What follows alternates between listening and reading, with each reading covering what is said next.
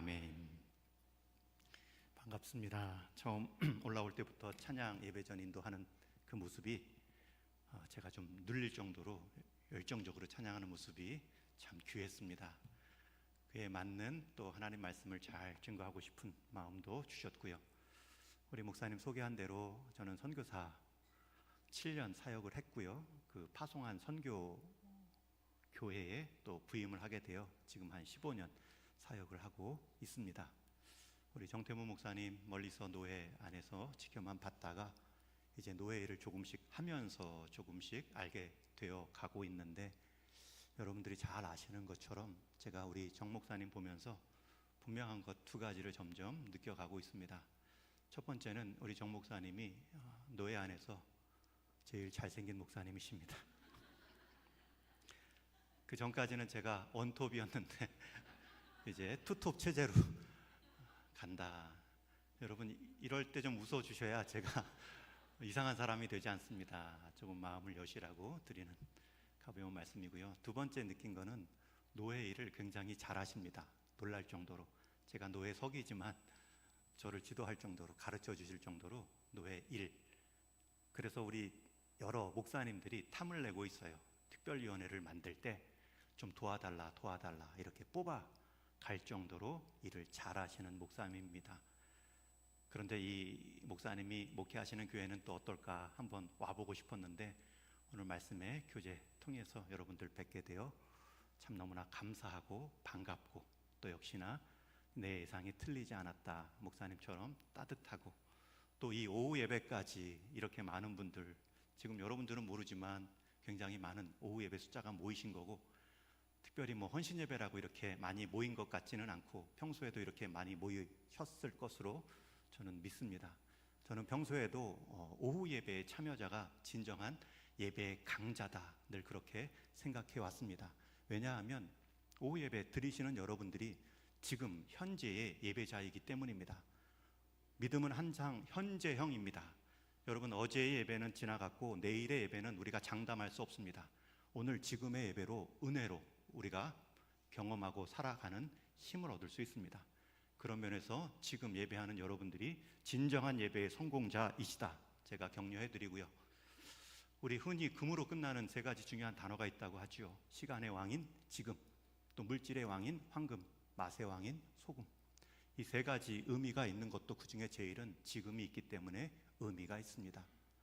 여러분들이 들어보셨는지 모르겠지만 이 말이 너무나 멋있어서 한 남편이 아내에게 바로 문자를 보냈습니다. 살아가면서 세 가지 중요한 금 뭔 줄 알아? 바로 아내에게 문자가 왔는데, 지금, 현금, 입금. 아내 입장에서는 그게 제일 중요한 단어인데요.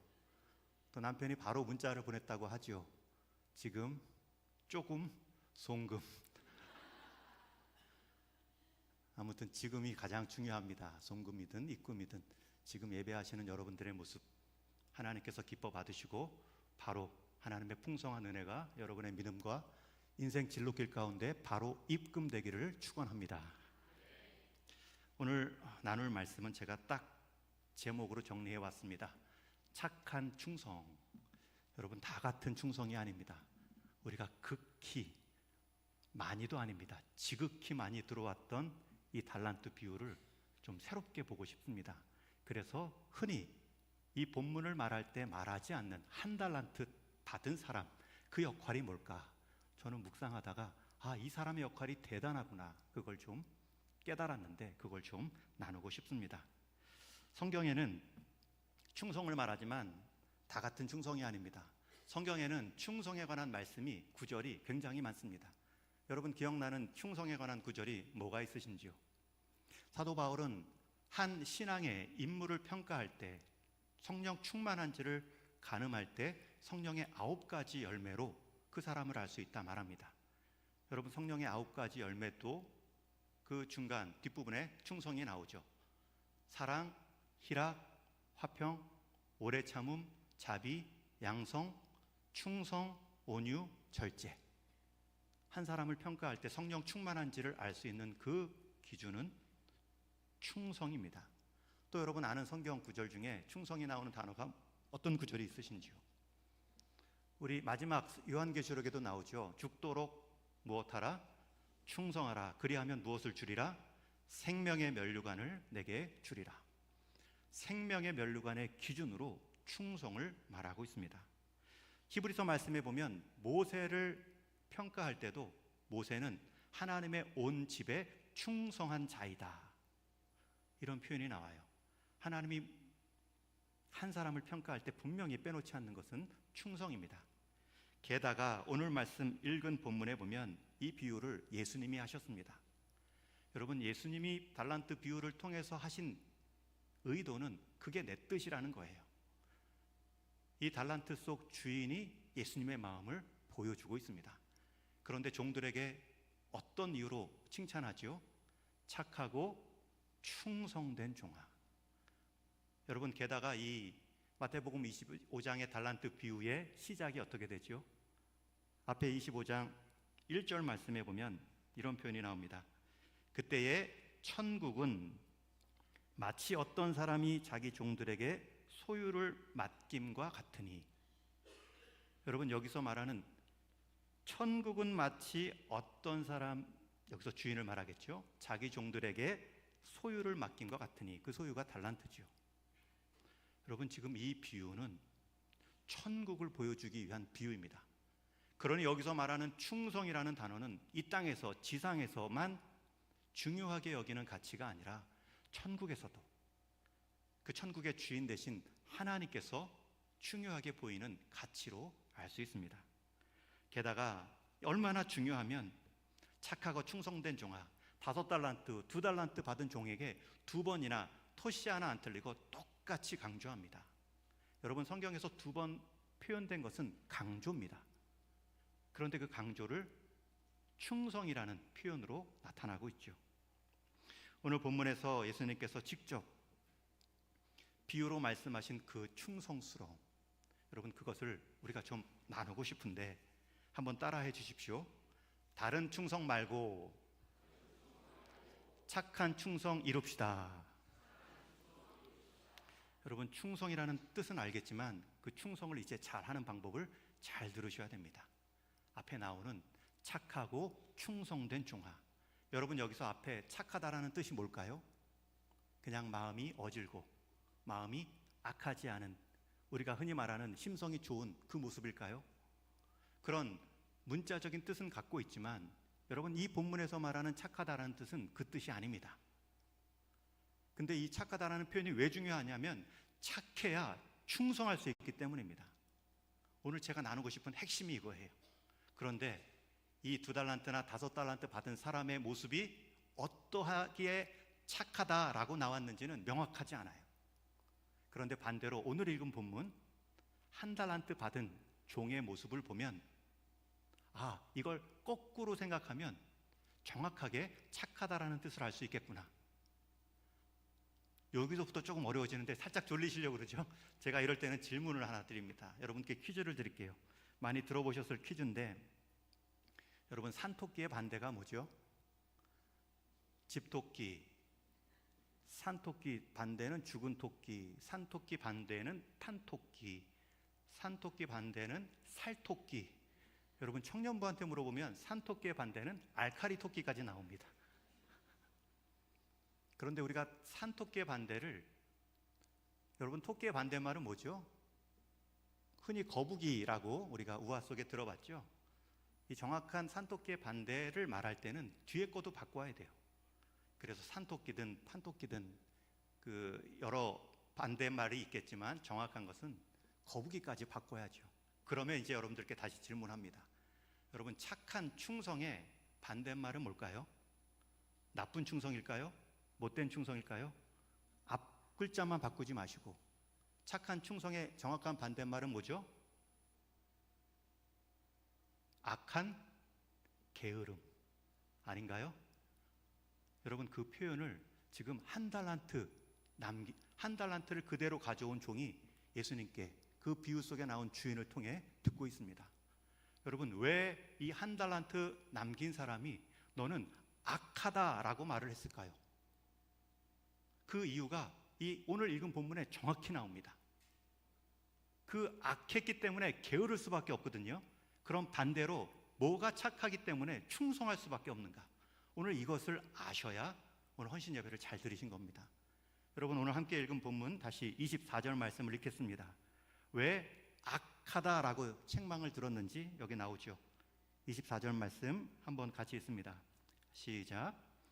한 달란트 받았던 자는 와서 이르되 주인이여 당신은 굳은 사람이라 심지 않은 데서 거두고 해치지 않은 데서 모으는 줄을 내가 알았으므로.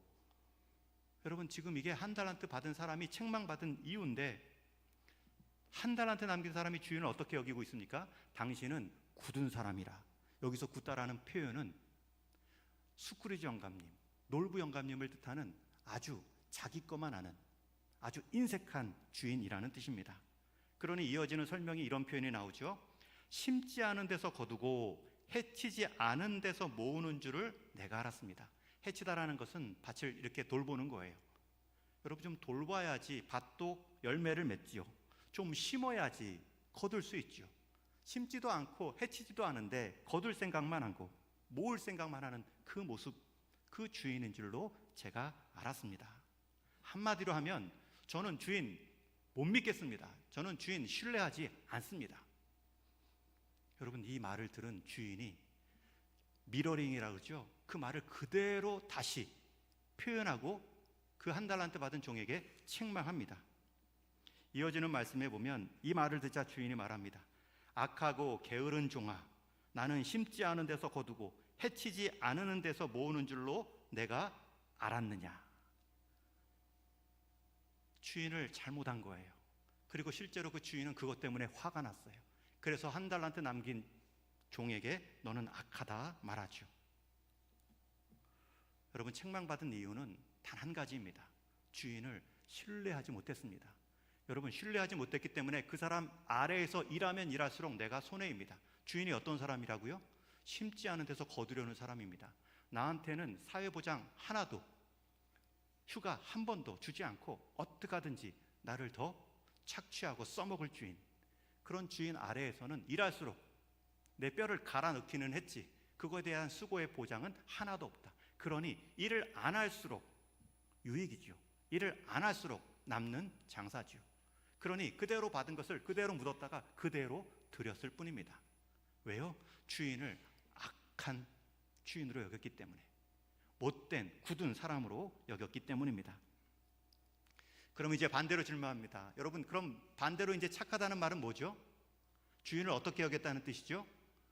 굳은 사람이 아니라 무른 사람, 굳은 사람이 아니라 호의로운 사람, 은혜를 베풀고 준 것 이상으로 복지를 챙겨주고 살해해주고 월급을 주는 사람. 여러분, 착한 종아라는 표현은 실제로 그 종들이 주인을 그렇게 호의로운 사람으로 여겼다는 뜻입니다.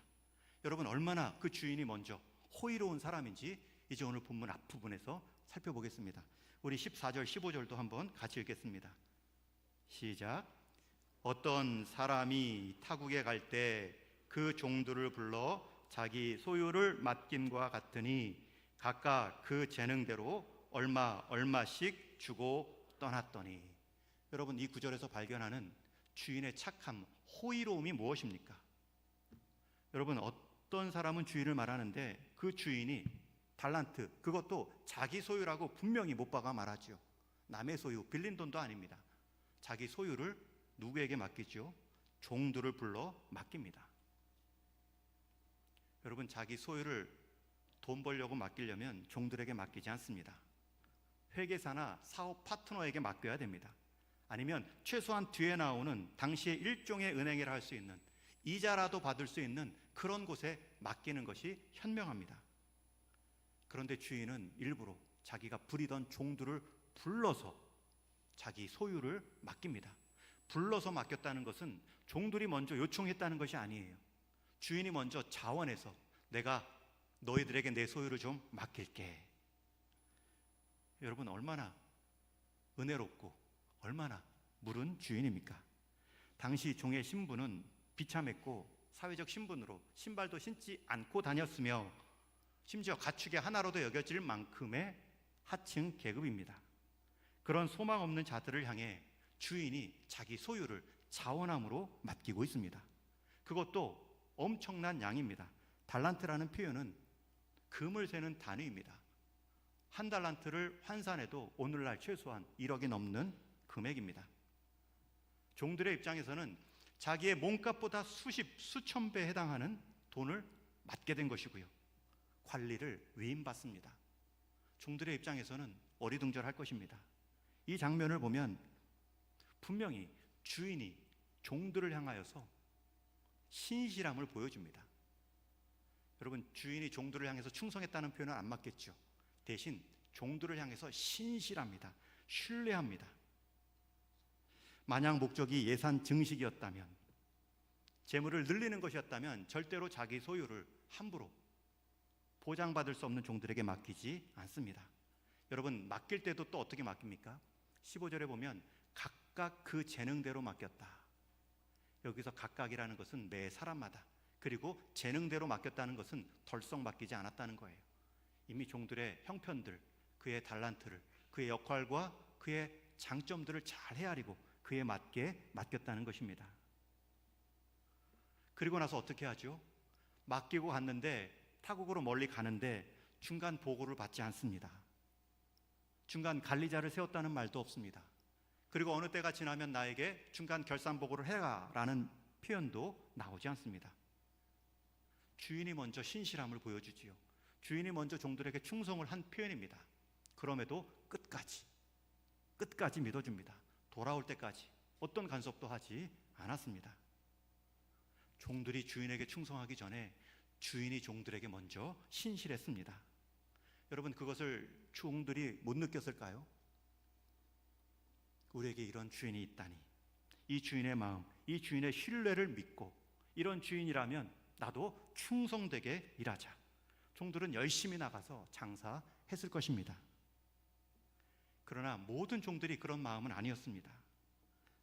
오늘 본문 읽은 내용에 보면 악한 종도 있습니다. 이 선한 주인의 마음도 신뢰하지 못합니다. 분명히 꿍꿍이가 있을 거야.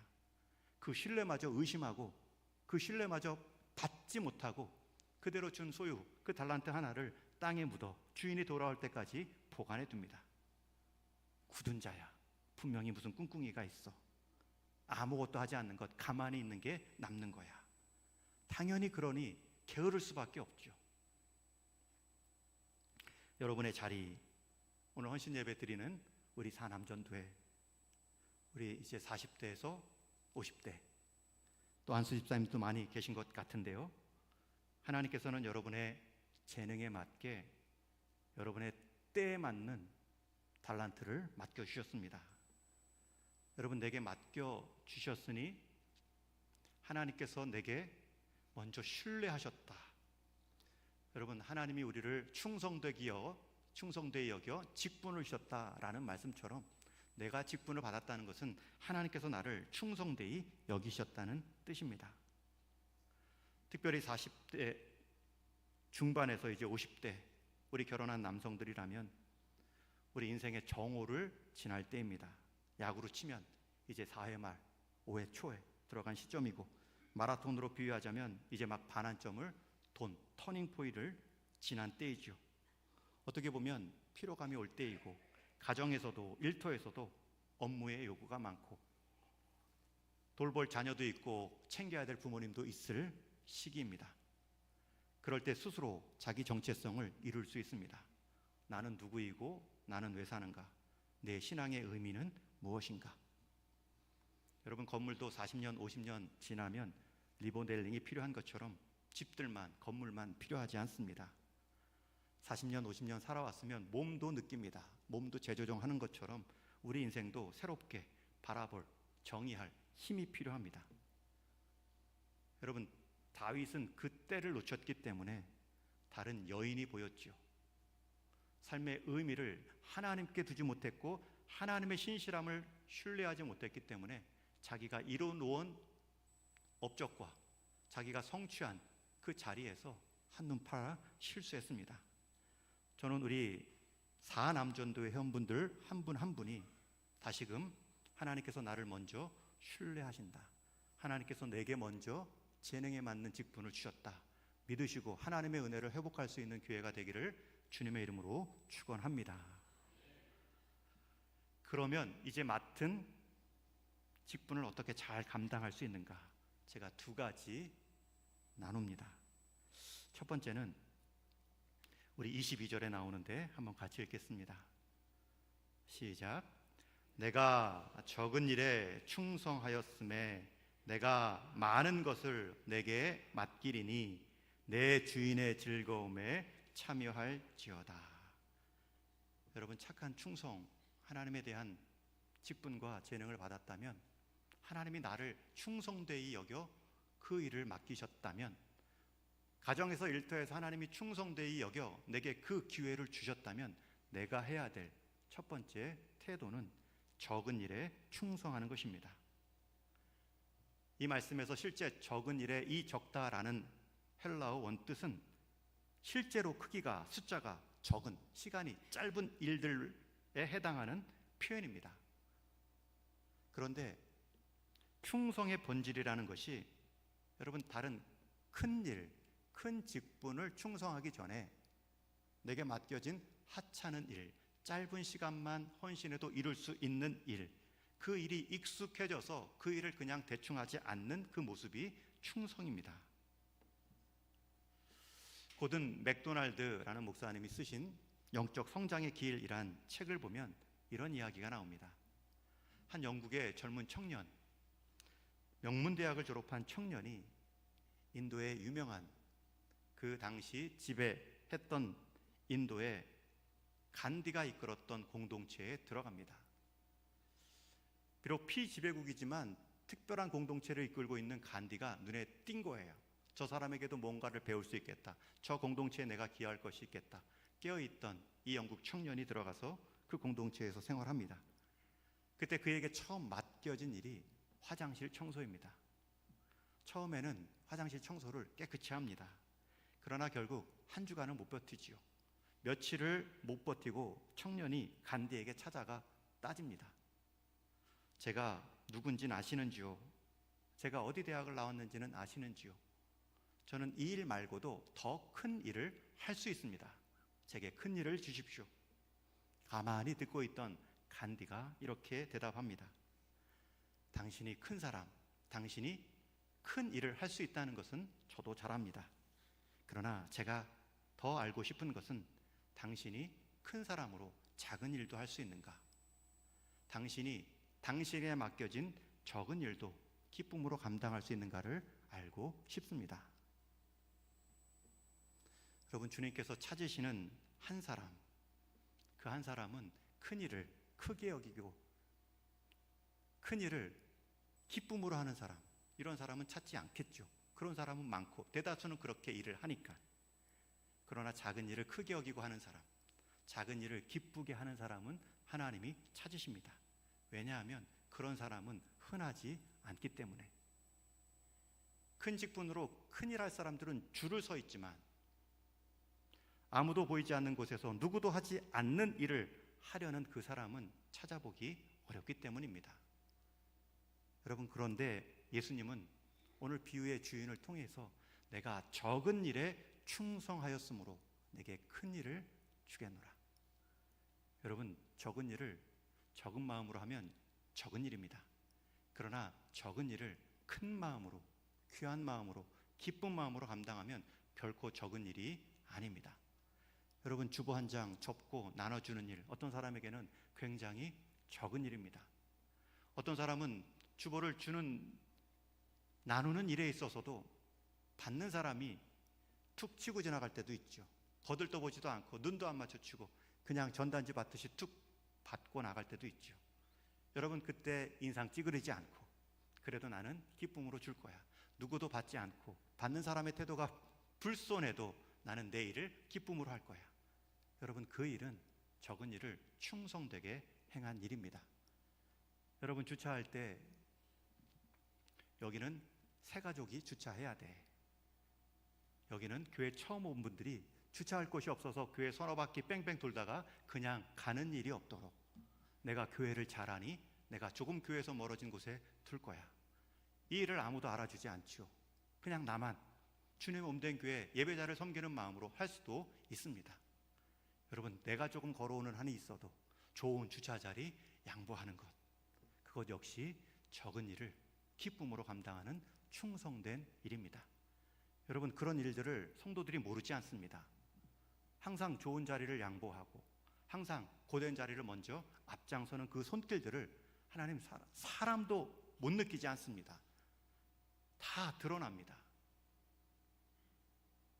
제가 부임하고 나서 4번 우리 교회 직분자를 세웠는데 그때마다 깜짝깜짝 놀라는 것은 제가 보는 느낌하고 성도님들이 표로 세워주는 그 느낌이 똑같다는 것입니다. 어떻게 저렇게 되지? 항상 하고 나면 결과에 놀랍습니다. 안 보는 것 같은데 조금 순서가 더 기다릴 사람은 기다리고 빨리 헌신할 사람들은 세워주고 더 헌신하고 봉사하도록 그 세워주는 마음들이 어떻게 이렇게 일치할까? 여러분, 사람 보는 눈도 정확한데 그 사람을 지으시고 인도하시는 하나님의 눈은 더 정확합니다. 여러분에게 맡겨진 적은 일이 적은 마음으로 하면 적습니다. 그러나 그 적은 일을 기쁨으로 하면 결코 적지 않습니다. 큰 일이 보장된 적은 일일 뿐입니다. 제가 선교지에서 우리 아이들 초반에는 선교, 제가 중국 서안이라는 곳에 가서 사역을 6년 했습니다. 오늘날 서안이지 옛날 시대에는 당나라 수도 장안이라고 불렸던 중국 백고에 있는 지역입니다. 처음에는 그 가정들이 많지 않아서 아이들을 어떻게 신앙교육해야 될지, 주일 예배를 드려야 될지 가정 예배로 대신을 했지만 이제 4가정, 5가정, 6가정 늘어나면서 아이들이 이렇게 모이는 거예요. 그래서 8명까지 된 적이 있어요. 둘, 둘, 셋, 하나. 4가정이 둘, 둘, 셋, 하나 해가지고 아이들이 8명까지 늘었는데 한 번은 이제 우리가 아이들을 따로 주일학교 형식으로 우리 사모님들이 율동하고 목사님들이 돌아가면서 한 번씩 설교, 어린이 설교로 맡게 합시다. 그리고 그렇게 하다가 이제 제 순번이 되었습니다. 그렇게 한 20-30분 율동과 예배 후에 어른 예배끼리 이제 주일날 드리는데 제가 한 번은 그 8명 아이들 2살부터 5살까지 그 올망올망한 8명의 아이들을 놓고 설교를 한 적이 있습니다. 그때 내용이 출애굽기 후에 광야에서 하나님께서 이스라엘 백성들이 먹을 것이 없을 때 하늘에서 내려준 만나 이야기입니다. 당연히 저는 이 이야기를 아이들이 잘 알 줄 알았죠. 그리고 질문을 했어요. 하나님께서 이스라엘 백성들을 광야 생활 지나갈 때 하나님이 먹을 것이 없는 그 상황에서 하늘에서 내려주신 음식이 뭐죠? 저는 아무리 어려도 이거는 맞출 줄 알았거든요. 조용한 거예요. 8명 중에 아무도 손을 들지 않아요. 그때 제가 맨 앞에 앉아있던 제 큰딸, 그 5살, 8명 중에 제일 맏언니 역할을 하고 있던 혜민이를 보았어요. 자, 다시 한번 질문할게요. 광야에서 하나님께서 이스라엘 백성들에게 먹을 것이 없을 때 내려준 음식 2글자 뭐지요? 그래도 가만히 있는 거예요. 그래서 제가 더 한 번 힌트를 줬어요. 첫 글자가 만자예요. 그래도 다 가만히 있어요. 또 힌트를 줬죠. 그 음식의 색깔이 하얘요. 그러자 갑자기 그 앞에 있던 제 딸 5살, 이름도 혜민인데 손을 번쩍 들더니 말합니다. 만두요. 중국 만두가 맛있거든요. 그 전날 토요일에 또 만두를 먹었거든요. 여러분, 아이들이 그렇게 해서 자라났는데 그때 심겨졌던, 그때 들려졌던 말씀들이 지금까지도 제일 그 예배가 기억나고 그 찬양이 기억나고 그때 심겨졌던 그 예배 분위기가 좋았다. 아직 제 딸이 그런 말을 합니다. 여러분, 작은 것이 작은 것으로 끝날 수 있지만 이 아이들 어디 가면 주일학교 공부도 못합니다. 하나님 말씀 들을 수도 없는 기회입니다. 저 같은 경우는 사역한다고 어디 나가면 한 열흘 선교팀이 오거나 아니면 강의하러 갑니다. 그런 상황에서 아이들을 대할 때 이 아이들을 작은 사람으로 보지 않고 하나님이 이 척박한 땅에서도 믿음의 씨앗을 또 때로는 동역자로 때로는 위로자로 세우신 귀한 생명인 줄 알고 내 자녀 너 자녀 가리지 않고 귀한 사역을 했을 때 아이들이 그곳에서 귀한 열매를 경험하는 것을 보았습니다. 우리 교사 선생님들 같은 경우 한 명의 아이, 특히 그 아이가 불신 가족에 나오는 아이, 내가 신경 쓰지 않아도 왔는지 안 왔는지조차도 모를 그 아이들이 있을 때 작다 여기면 정말 작습니다. 그러나 그 아이가 작지 않은 아이다. 그 아이를 내게 그런 마음을 주셨고 내게 눈에 띄게 하셨으니 하나님 나보고 기도하시고 관심 갖게 하셨구나. 그렇게 그 아이를 섬겨가면 그 아이에게 가장 큰 인생의 선물, 하나님을 경험시키는 귀한 교사로 쓰임 받을 수 있습니다. 저는 우리 사남전도회를 비롯해서 오늘 헌신 예배 드리는 우리 도남 제1교회 모든 성도님들이 이 헌신의 시작을 내가 받은 먼저 하나님의 은혜를, 내가 하나님께 충성하기 전에 하나님이 나에게 먼저 신실했구나, 그것을 경험하시고 작은 일부터 충성하는 은혜가 있기를 주님의 이름으로 축원합니다. 여러분, 교회 이름 도남제일교회 얼마나 좋습니까? 성경에 나오는 교회 이름은 대개는 지명입니다. 에베소 교회, 빌립보 교회. 그리고 오늘날 교회 이름을 지을 때는 대개는 뜻을 담아 짓죠. 사랑의 교회, 우리 하나 교회. 그런데 여러분들은 두 가지를 다 갖고 있어요. 도남 제일교회. 얼마나 이름이 좋은 줄 몰라요. 여러분, 저는 동인교회를 섬깁니다. 동인교회 이름의 뜻은 동대문의 동자와 흥인지문의 인자입니다. 저희 교회도 동대문에 위치한 인자한 교회라는 뜻을 갖고 있어요. 저희 교회 이름도 도남제일교회 못지않게 너무 좋습니다. 저는 그 이름에 맞게 지금 사역을 하고 있어요. 우리 교회가 조금 이 동쪽에서 의로운 교회가 되게 해 주십시오. 그 일에 작은 일을 충성함으로 쓰임받게 하여 주옵소서. 도남제일교회도 도남동뿐만 아니라 이 성북구에서 제일 은혜가 풍성하고 그 받은 은혜 때문에 적은 일에 충성하는 그러한 교회로 소문나기를 주님의 이름으로 축원합니다. 두 번째, 충성을 보일 수 있는 방법. 첫 번째가 적은 일에 충성하는 거였다면 작은 일을 작은 것으로 여기지 마시고요. 두 번째, 여러분들이 그 충성을 이어갈 수 있는 방법은 오늘 말씀 한 번 더 읽겠습니다. 그 읽은 22절 같이 읽습니다. 시작. 내가 적은 일에 충성하였음에 내가 많은 것을 내게 맡기리니 내 주인의 즐거움에 참여할지어다. 여러분, 적은 일에 충성했더니 많은 것을 맡겨주시고요. 그러니 적은 일이 결코 적은 일이 아닙니다. 하나님이 여러분들을 써먹으려고, 뭔가 부려먹으려고 부른 게 아니죠. 뭔가를 더 주시려고. 여러분, 충성되기여 직분을 주셨을 뿐만 아니라 여러분들 하나님께 부름받은 그 일꾼들은 그 비유에서도 일하는 말에게는 이 망을 씌우지 않고 먹이를 주신다는 표현이 나오죠. 여러분, 일하는 사람에게는 하나님께서 그 일에 맞는 재능도 필요도 채워주십니다.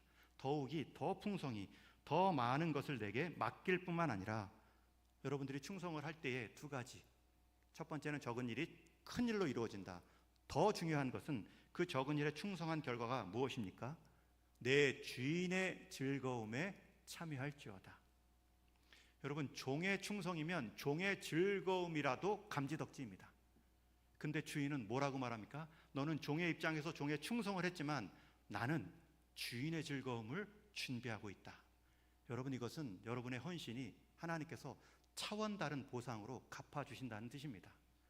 기대하십시오. 그것이 무엇인지. 여러분들이 작은 충성으로 큰 일, 작은 일도 충성되게 하는 좋은 사람, 그 평가 정도가 아닙니다. 주인의 즐거움에 참여할 그 기쁨이 남아 있습니다. 주님께서 찾으시는 사람은 그 기쁨을 알고 그 기대를 갖고 끝까지 일을 감당하는 사람입니다. 여러분, 그러면 우리의 이 헌신의 대상 마음가짐이 확 바뀝니다. 지금까지는 헌신은 내가 무엇을 잘하면 주는 상급으로 여겼지만 여러분, 오늘 배운 헌신은 무엇입니까? 하나님이 먼저 우리에게 헌신하셨습니다. 그 헌신의 은혜를 기억하고 나는 헌신할 뿐인데, 근데 하나님은 그 헌신마저도 큰 것을 주기 위한 기회로 삼으십니다. 심지어 주인의 즐거움에 참여할 자로 우리를 높여주십니다. 여러분, 그러할 때 우리의 헌신의 마음가짐은 분명 달라집니다. 주인의 바람은 자신의 입장에서 종들을 어떻게든 더 부려서 써먹는 것이 아닙니다. 종들의 입장에서 주인의 즐거움에 참여하는, 아니 새로운 주인의 삶을 살아갈 수 있는 기회를 준 것입니다. 여러분, 주님께서 여러분들에게 직분 주고 여러분들에게 일을 맡길 때 충성을 요구하는 것은 너 없으면 안 돼. 여러분, 교회에서 가장 위험한 병이 뭔지 아십니까? 나 아니면 안 돼. 이거 굉장한 위험한 병입니다. 이거 나 아니면 안 돼라는 병은 머리 대신 주님을 부정하는 아주 망할 표현입니다. 교회에 감히 누가 나 아니면 안 돼라고 말을 할 수 있겠습니까? 헌금할 때 나 아니면 안 돼. 여기 부장은 나 아니면 안 돼. 큰일 날 소리입니다. 오히려 교회는 주인 대신 예수님을 인정하면 나 한 사람이라도 그런 마음가짐으로 그 자리를 지켜가셔야 됩니다. 왜냐하면 교회의 머리 대신 주인 대신 우리 예수님께서는 여러분들을 부를 때 써먹으려고 소모품으로 절대 부르지 않으신다는 거예요. 그런 분이 우리를 구원하실 리가 없습니다. 우리를 구원하셨고 교회 안의 공동체 가운데 직분 주고 재능 주신 것은 적은 일입니다. 하나님 보시기에는 그 일이 얼마나 적은 일인지 모릅니다. 그러나 큰 일을 줄 수 있는 기회로 격려해 주시고 결국에는 주님 닮아가는 주인 즐거움에 참여하는 기회로 여러분들을 성장시키시기 위함입니다. 그러니 교회에 헌신의 기회가 있다면 미루지 마시고 먼저 던지십시오. 마음을 던지시고 시간을 던지시고 재정을 던지시고 여러분 인생을 던지십시오. 늘 재고 늘 미루다가 끝에 하나님 앞에서 아무것도 심어야 거두는데 심지 않은 그 인생 가운데 아무것도 없다 불평하기 전에 여러분 적은 것을 심었는데 큰 것을 주시고 심지어 주인의 즐거움을 주시는 그 하나님의 은혜가 있다는 것을 믿고 여러분들의 헌신이 새로워질 수 있기를 주님의 이름으로 축원합니다. 여러분들 제일 높은 산이 에베레스트 산 889라고 하죠. 이 에베레스트에 처음 정상에 등장한 연도가 언제인지 아십니까? 우리나라에서는 한반도 전쟁이 한참인 1952년에 처음 정상까지 등반에 성공합니다. 그 후에도 이제 한번 올랐던 그 길을 따라서 오르는 사람들이 있어 매년 두세 명씩 정상에 오릅니다. 그러다가 갑자기 1988년 우리나라 올림픽이 열었던 그 해에는 평소에는 10명 미만의 등반 성공한 사람들이 갑자기 1988년부터는 50명이 넘는 숫자로 불어납니다. 그 해를 기점으로 1990년에는 72명, 92년에는 90명, 93년에는 세 자리로 넘어갑니다. 120명. 그래서 많은 산악인들이 궁금해합니다. 그 이유가 무엇일까? 왜 그전에는 10명 미만의 사람들이 정상에 올랐는데 88년도부터는 이렇게 5배가 뛰고 또 몇 년 안 가서 10배로 뛰었을까? 장비가 좋아졌을까? 지름길이 새로 발견되었을까? 많은 산악인들이 조사하다가 내린 결론 하나가 있습니다. 비결은 아주 단순했습니다. 베이스 캠프의 위치였습니다. 그 전까지 50년대까지는 늘 베이스 캠프를 2000m에 세웠습니다. 거기에 함께 올라갈 팀들 그리고 이제 정예 멤버들을 올려 보내는 거죠. 그런데 1988년도에는 두 배도 넘는 5000m의 베이스 캠프를 설치했습니다. 거기까지는 함께 올라가자는 거죠. 여러분 베이스 캠프의 높이가 3000m나 올라갔습니다. 그러니 남은 등정의 거리가 확 줄었죠. 많은 산악인들이 그 이유를 베이스 캠프의 위치를 많은 팀들이 올라갈 수 있는 비결로 말합니다. 여러분 우리가 헌신의 베이스 캠프를 올리시면 헌신이 쉬워집니다. 헌신을 내가 직분 받았으니 해야 될 의무로 여기시면 헌신은 짐이 됩니다. 그러나 헌신은 하나님께서 내게 상 주시려는 기회구나. 생각하지도 못했던 차원이 다른 자람으로 나를 복 주시려는 기회구나. 그러면 헌신은 짐이 아니라 힘이 됩니다. 직분을 짐으로 여기시는 분도 있지만 직분은 나를 자라게 하시는 하나님의 계획입니다. 직분은 나 아니면 받을 사람이 없기 때문에 받은 것이 아니라 하나님은 나 한 사람이라도 복 주시려고 세우신 자리입니다. 여러분의 베이스 캠프 헌신의 의미를 높이셔야 됩니다. 그러면 등정이 쉽습니다. 헌신이 자발적입니다.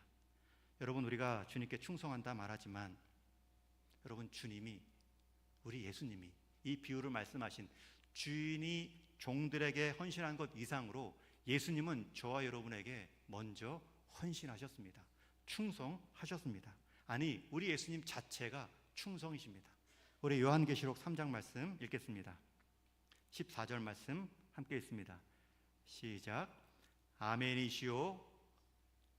화면 한번 보여주시고 함께 읽습니다. 시작. 아멘이시오. 충성되고 참된 증인이시오. 하나님의 창조의 근본이시니가 이르시되. 아멘이시오. 충성되고 참된 증인이시오. 하나님의 창조의 근본이시니가 예수님입니다. 여러분, 예수님은 스스로 정체성을 충성으로 말씀하고 있습니다. 하나님께도 충성으로 십자가의 자리까지 내려가는 충성을 보였지만 하나님은 우리를 구원하시는 데 있어서도 우리를 향하여서도 끝까지 충성하셨습니다. 달란트 주인의 충성은 아무리 종들에게 충성했다 해도 잃을 것은 자기 소유뿐입니다. 그러나 예수님께서는 저와 여러분들에게 충성하기 위해 자기 생명을 주셨습니다. 오늘 비유 속에 주인이 종들에게 보여준 행동의 지혜는 각각 재능대로 나누어졌을지 모르지만 우리 주님께서 저와 여러분을 구원하시고 주님의 몸된 교회의 직분자로 헌신할 자로 세우신 때에는 다 우리의 머리털까지 세신 바 된 그 모습 속에서 우리에게 맡기셨습니다. 비유 속의 주인이 종들에게 감당할 만큼의 달란트를 맡겼다면 우리 주님은 더 정확한 평가와 더 정확한 때에 저와 여러분들에게 직분과 달란트를 맡기셨습니다.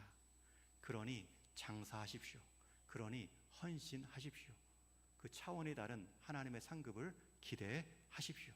그것이 여러분들의 영적 이력이 될 것입니다. 이제 책 한 권을 소개하고 말씀을 정리하겠습니다. 미국의 작가이자 데이빗 브룩스라는 컬럼니스트가 있는데 이분이 쓴 책 중에 인간의 품격이라는 책이 있습니다. 그런데 이 책의 서문에는 두 가지 이력을 말합니다. 첫 번째 이력서는 입사용 이력서입니다. 한 번쯤은 다 써보셨을 이력서이죠. 취업을 위해, 일자리를 구하기 위해 작성하는 자기의 모든 스펙을 동원하는 기록입니다. 학력, 경력, 자격증, 특기라도 더 하나라도 첨가하고 자기를 PR할 수 있는 내용이면 다 갖다 붙이죠. 이게 첫 번째 이력서이다. 그런데 우리 인생에는 또 다른 이력이 있다고 말합니다. 조문용 이력서입니다. 여기서 조문이란 장례식 중에 유족이나 가까운 지인들이 고인의 삶을 애도하며 그 생애의 이력을 말해주는 내용입니다. 여러분, 이런 이력의 내용은 스펙을 말하지 않죠. 주로 인품을 말합니다. 나와의 관계, 나와의 얽힌 따뜻한 일화들을 말할 때 있죠. 고인은 생전에 용감하고 정직했습니다. 신의가 두터웠고 어려운 사람들을 따뜻하게 대해 주었습니다. 어떤 인간관계를 이루고 살아오셨습니다. 여러분, 두 가지 이력이 있습니다. 이 책의 저자는 이렇게 결론을 내립니다. 대부분의 사람들은 마지막 조문에 기록될 이력의 내용이 입사용 이력보다 더 중요하다고 말하면서도 대부분의 시간과 노력은 입사용 이력에 기울이고 있다. 현재의 교육 체계도 조문 이력보다 입사 이력을 더 중시 여기는 교과 과정이다. 깊이 있는 인격을 기르는 방법보다 성공적인 경력을 성취하는 방법에 대해 더 많은 가치를 두고 있다. 여러분, 하나님 앞에 섰을 때 우리가 평가받을 이력은 무엇일까요? 입사용 이력이었을까요? 조문용 이력이었을까요? 오히려 입사용 그 모든 이력들은 조문용 이력에 쓰임받도록 주신 달란트입니다. 입사용 이력 자체가 우리 인생의 목적이 될 수 없습니다. 그것만큼 허무한 삶이 없습니다. 그것만큼 말할 것이 없는 인생은 가난한 인생이 될 수밖에 없죠. 저와 여러분은 이제 하나님께 받은 그 사랑, 그 은혜를 기억함으로 흘러넘치는 헌신을 통해 하나님이 우리 인생에 기록해 주실 하나님의 이력서가 있습니다. 그 은혜를 알고 경험한 사람들에게 나오는 자발적 충성이 있습니다. 우리 오늘 헌신 예배를 드리는 사남전도회를 시작으로 우리 도남제일교회 모든 성도님들의 헌신이 베이스 캠프를 높인, 그래서 하나님마저도 차원이 다른 주인의 즐거움을 줄 수밖에 없는 그러한 혼신의 자리로 나아가시는 오늘 이 오후의 예배가 될 수 있기를 주님의 이름으로 축원합니다. 기도하시겠습니다.